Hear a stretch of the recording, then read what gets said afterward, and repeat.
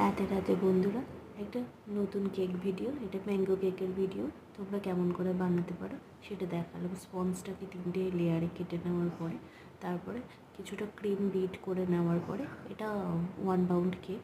Cream bit করে নেওয়ার পরে বেসের উপরে সামান্য একটু ক্রিম লেয়ারিং করে তার উপরে বেসটাকে বসিয়ে দিয়ে বেসটাকে আমরা সুগার সিরাপে ভালো করে ময়েস্ট করব।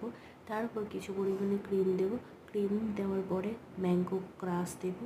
ম্যাঙ্গো ক্রাশ দিয়ে লেয়ারগুলি পরপর করে সাজিয়ে ক্রাম কোটিং করে ফ্রিজের মধ্যে প্রায় আমি একটু সময় নিয়ে ক্রাম কোটিং করে কিছুটা সময় রেস্ট দিই, কারণ এরপরের লাস্ট ফিনিশিংটা খুব সুন্দর এসে দাঁড়ায়।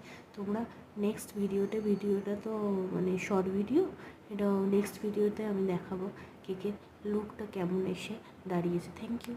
যদি ভিডিওটা ভালো লেগে থাকে প্লিজ সাবস্ক্রাইব অ্যান্ড কমেন্ট।